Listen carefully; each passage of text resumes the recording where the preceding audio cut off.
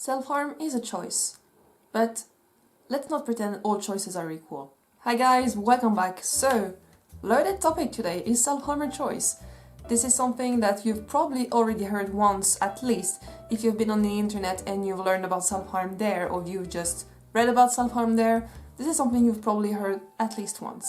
So today I wanted to give you my opinion on it, but if you do have a different opinion than me, please leave it in the comments. I would love to discuss that with you guys. If you don't know me, hi, my name is Malika, I am a recovering self-harmer, and this is why I have this channel, and this might help you understand why I'm talking about this topic in this way. So first off, is self-harm a choice? Well, yeah, to me self-harm is a choice, like any conscious action is a choice. Eating an apple is a choice, opening a door is a choice, choosing to take the bus to work instead of the car is a choice. Paying your taxes is a choice. Self-harm is a deliberate, self-inflicted thing. It's not an accident, it's not something that you do unconsciously. So, yeah, harming yourself is a choice you make. It's a choice you make to help you cope with your emotions. But what I would say is addiction to self-harm, which is very often what happens if you've been self-harming for a long time, is not a choice. Just like someone who is obese has probably never woken up and decided, hey, I'm gonna get obese. They woke up and decided to eat certain thing, and then eat another thing, and then eat another thing. And yes, their obesity is the consequence of all the small choices they made, but no one chose to become obese, or at least I think no one chose to be obese.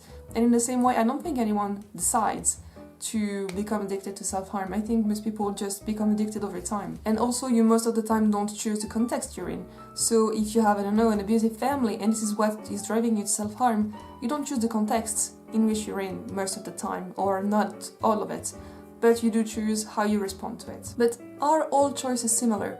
Is it really possible to compare the choice of eating an apple to the choice of paying your taxes, or to the choice of self-harming or not? Does it really make sense to make those comparisons? So here's how I personally understand choice. I understand it as a continuum from a free or a simple choice to a complex choice. A free or simple choice would be choosing to eat the apple. You don't have much consequence for it, and you don't really have to do any extra work to eat the apple. To me, this is where you have the most free will, I guess you could say, or choosing power, because no matter what you do, you basically can choose for yourself, and there's not really much consequence into it, unless you have an apple allergy, of course, but for most people, it's a pretty basic choice. This is usually what we refer to when we call something a choice. But on the other end, you have what I call a complex choice. Something where your decision to do or not to do something has huge consequences or will require you a huge amount of work. And this would be something like paying your taxes. You technically have the choice to pay your taxes or not, but if you don't, you're gonna have huge consequences for it. You're gonna have to pay a lot of money, you may go to jail, and this may impact your whole life, your family, your plans, and all of that. So you technically have a choice to pay your taxes. So this extreme of the continuum, so the complex choice, is one where you have very little free will or power to choose, because the consequences are so huge that you don't really have that much wiggle room in it. And this is where colloquially we say we don't have a choice. Technically we have one, but the consequences are so big that we usually say we have no choice because we have no real power to decide. The context is kind of deciding for us. Basically, we have a free will policy now at the tax office, which means paying or not paying is entirely up to you. Hey? Choice in paying taxes or not? I thought there were penalties and prison sentences if you don't pay. Yes, that's all still there. What's important is that you can choose whether or not you pay tax. Hold on, I can choose to pay or not pay, but the penalty is still there if I don't pay tax. Well, yes, it's entirely up to you, but see, every choice has a consequence in life, doesn't it? You can choose not to pay your taxes, but in a colloquial sense we usually say we don't have a choice when we talk about a complex choice. But of course those are the two extremes of the continuum, and there are a lot of things in between them. So where would I personally put self-harm on this continuum? I think I would put it closer to a complex choice than a simple choice. Probably around a third of the way to complex choice, something like that. And here is why. Often when you decide to self-harm, it is because you feel you have no other alternative. It's not like, I could eat an ice cream or I could self-harm, and both of those things are gonna give me exactly the same relief, and so I'll just choose self-harm. It's usually not how it goes. It's you're so desperate that you don't know how else to do, and if you don't choose self-harm, the perceived consequences are very huge. It's a huge emotional burden. It's not necessarily a real threat, a real consequence like in a physical sense, but the consequence of you not choosing self-harm can be very huge, and this is something that can be pretty hard to understand if you've never been through self-harm. But when you are at a place where you decide to self-harm, it's because you're very desperate. And usually when you're in a desperate situation, this is a complex choice. This is where you don't have much of a wiggle room, like I said before, and you don't have that much free power anymore. Or maybe you do if you're in the beginning of your self-harm history journey, I guess you could say. Usually with time and with the addiction, you move further and further away in the complex category. Because then you have the addiction, you have the craving, you have all of that, and this makes it even harder for you not to choose self-harm. But then what about not to self-harm or stopping self-harm?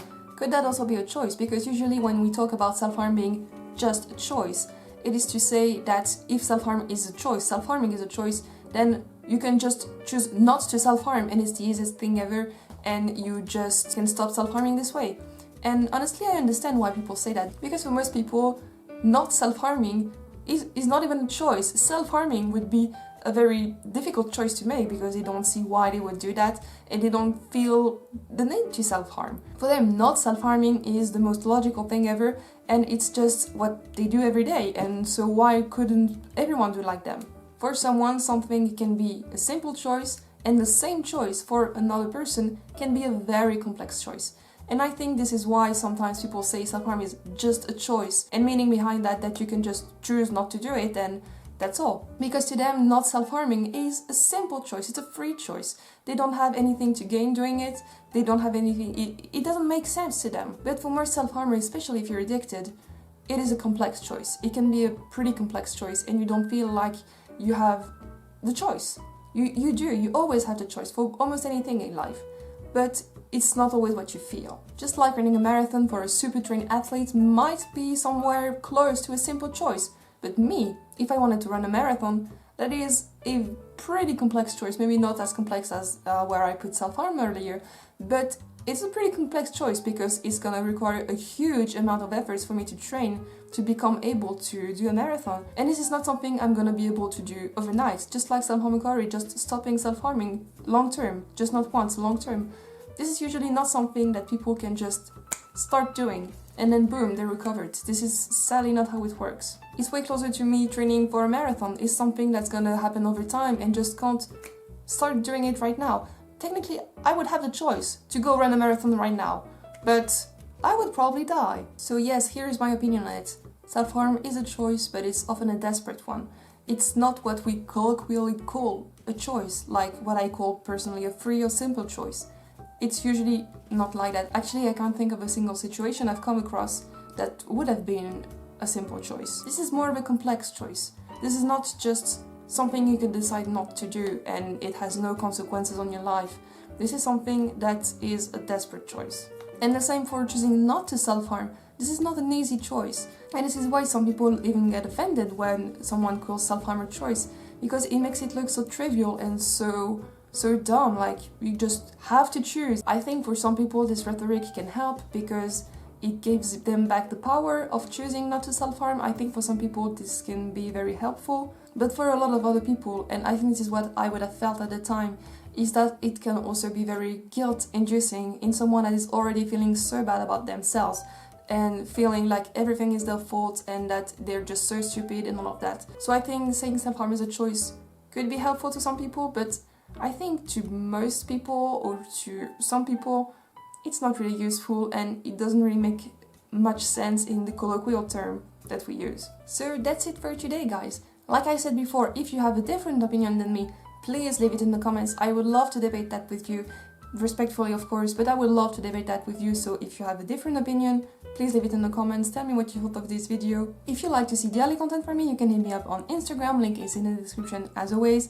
I answer to every DM I get, and I will see you very soon. Bye guys.